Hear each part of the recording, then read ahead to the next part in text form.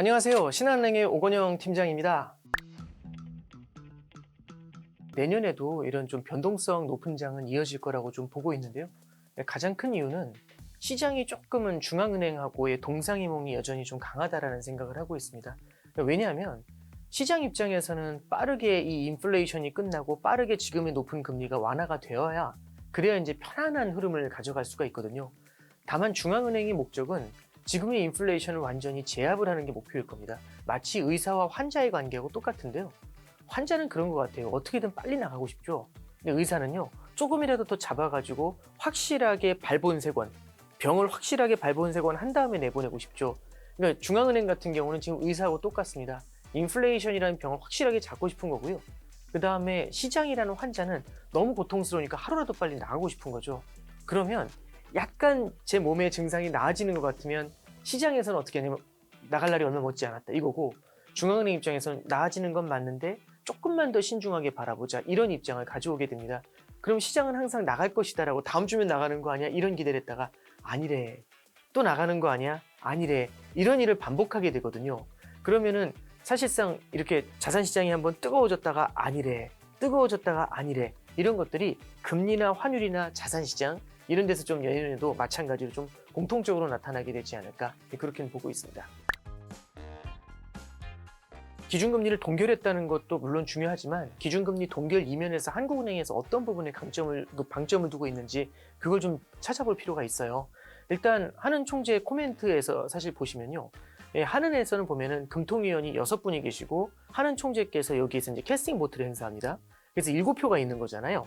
근데 이 6명 중에, 이 6분의 금통위원 중에 사실 지난번 회의 때는 한 분이 어떤 의견을 줬냐면 금리 인하도 고려해 볼 필요가 있다라는 얘기를, 그 가능성도 열어둬야 된다라는 얘기를 하셨었는데 이번에는 그 가능성을 닫으셨습니다.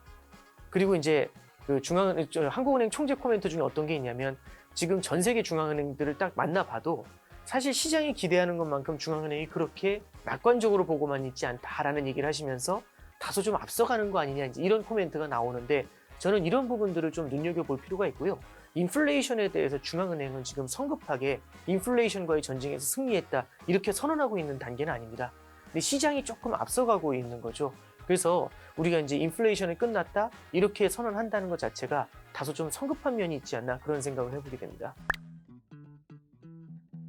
지금 미국 같은 경우는 예측을 하고 있는 게 5월 달부터 금리 인하가 시작이 되고 내년 말까지 5차례 기준금리가 인하가 되면서 현재 5.25에서 5.5%인 기준금리가 4.0에서 4.25%까지 내려갈 것 같다, 이렇게 컨센서스가 형성이 되어 있습니다. 그렇게 보고 있는 거고, 그 다음에 여기에 발맞춰서 미국도 그 정도 인하를 하면 우리나라도 인하를 하지 않을까, 이제 이런 얘기를 하고 있는 거죠.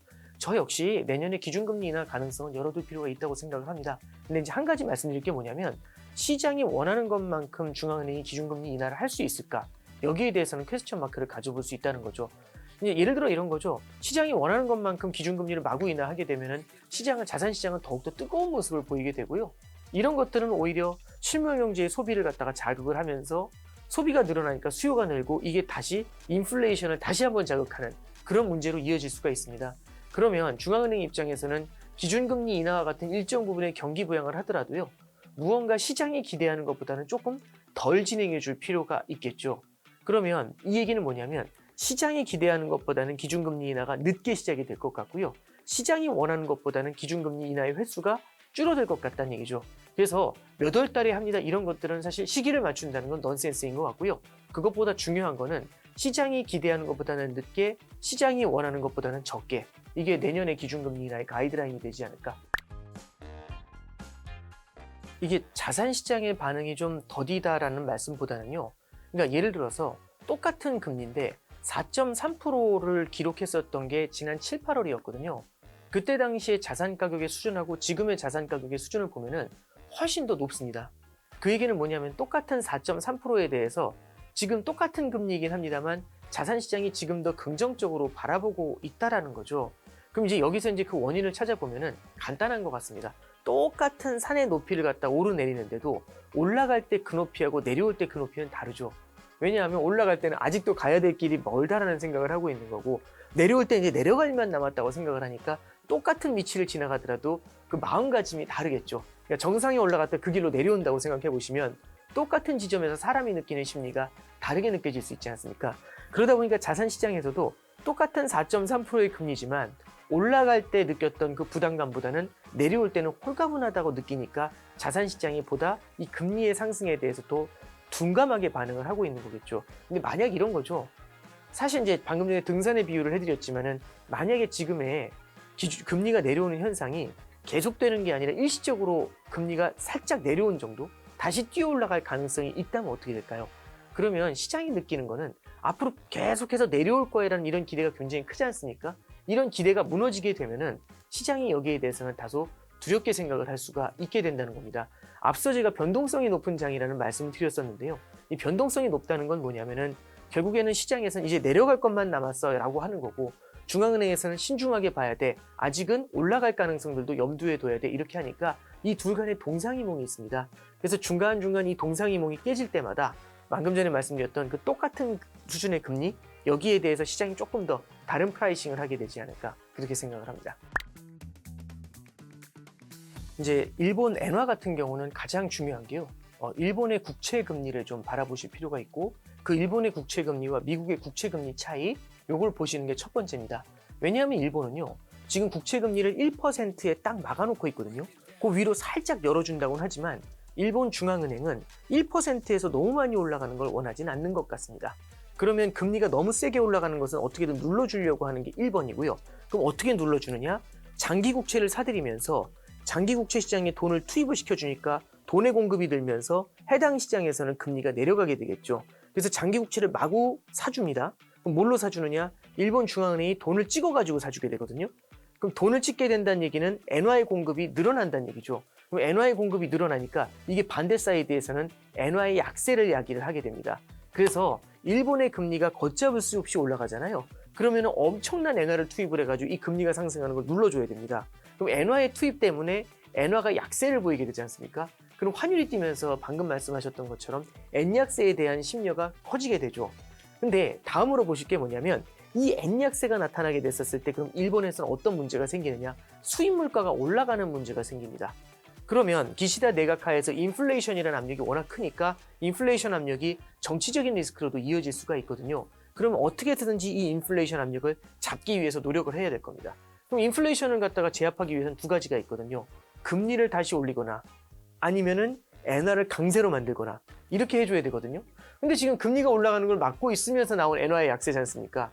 그래서 결국은요, 어느 정도는 엔 강세를 용인할 수밖에 없게 되는 상황. 이거는 지금의 인플레이션이 생각보다 오랜 기간 유지가 되지 않습니까? 그러면 엔 강세로 어느 정도는 전환을 할 수밖에 없는 그런 상황에 몰리게 된다는 거겠죠. 그래서 이제 우리가 이제 두 번째 보실 게 뭐냐면, 일본의 물가 흐름이 어떻게 될지 여기를 좀 주목해 보자라는 게 이제 두 번째 케이스가 될 수가 있고요. 그 다음에 이제 마지막으로 하나 더 말씀드리면, 일본 같은 경우도 혼자서 일방적인 액약세를 만드는 게 굉장히 부담스러울 수 있습니다. 물론 일본 자체적으로는 수출이 잘 될 수 있지만 다른 국가들의 수출을 갖다가 자극할 수 있으면서 여기서 환율 전쟁이 나타날 수 있죠. 자국 통화 가치를 낮추려는. 그래서 일본하고 수출 경합을 하는 그런 다른 수출국들의 환율을 같이 한번 바라보실 필요가 있다라는 생각이 듭니다. 그래서 일본의 금리차, 일본과 미국의 금리차, 두 번째는 일본의 소비자 물가지수 추이, 그 다음에 이제 마지막으로 말씀드렸던 케이스들 있죠. 그러니까 결국에는 일본에서 이제 바라보고 있는 다른 국가들, 수출 경합 국가들과의 환율 차이들, 이런 것들을 좀 지켜보실 필요가 있다, 이렇게 조언해 드립니다. 시기를 예단하기는 좀 어려운 것 같아요. 근데 이제 다만 이런 거죠. 일본 중앙은행이요, 결국에는 물가가 너무 높다라고 생각을 하고, 지금의 이 물가가 일시적으로 높아졌다 낮아지는 게 아니라 꽤 오랜 기간 이어질 물가라고 생각을 한다면, 이때는 1%로 막아놨던 금리를 갖다 위쪽으로 계속 열어줄 수밖에 없을 것 같아요. 그러면은 이 시그널이 나왔을 때 일본의 엔화가 약세에서 강세로 전환되는 그런 시점이 나타나게 될 것 같거든요. 그럼 일본 중앙은행이 이런 겁니다. 지금의 물가 상승이 일시적인 게 아니라 꽤 오래 가게 될 것 같아. 이제 이걸 갖다가 느끼는 순간이죠. 그러면 그거는 사실 매도입니다, 이렇게 얘기해 드리긴 어렵겠지만, 일단 기본적인 가이드라인은 내년도 3, 4월 달에 일본에서 춘투가 있습니다. 춘투가 뭐냐면 임금 인상을 위한 투쟁이죠.